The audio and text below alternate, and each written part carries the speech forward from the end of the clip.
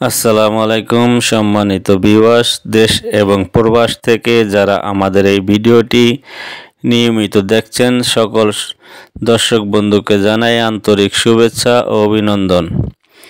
বন্ধুরা, আপনারা যারা আমার এই ভিডিওটি নিয়মিত দেখেন তাদের প্রতি রইল আন্তরিক শুভেচ্ছা ও ভালোবাসা।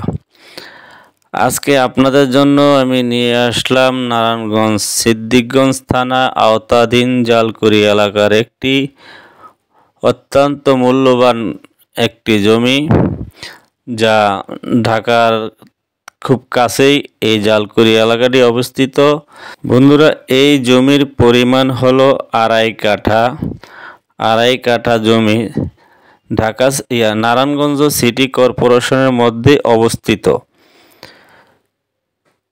দর্শক, জমিটির সবচেয়ে বড় সুবিধা হলো এটা ঢাকা মহাসড়ক হাইওয়ে রোডের নারায়ণগঞ্জ হাইওয়ে রোডের 4 লেনের রাস্তার একদম কাছেই, অর্থাৎ আপনারা যাতায়াত করতে পারবেন খুব সহজেই। ঢাকা জালকুড়ি এলাকাটি বর্তমানে দ্রুত উন্নয়নশীল একটি এলাকা।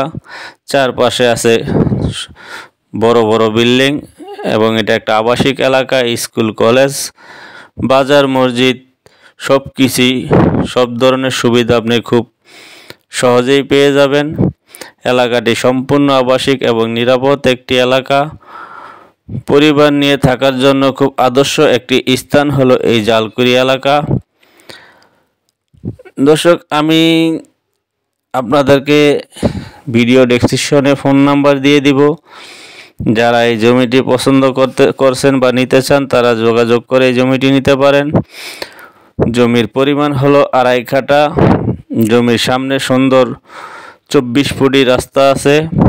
জমি ঢোকার জন্য 10 ফুটি আপাতত আছে, পরে এটা 12 ফুটি হবে।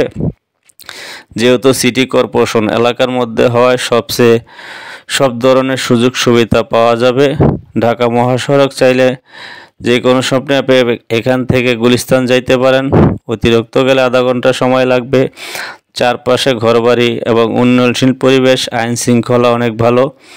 বন্ধুরা, জমির কাগজপত্র সব কিছু ঠিক আছে, মালিকানাধীন। আপনি এসে যাচাই করে জমিটি নিয়ে যেতে পারেন।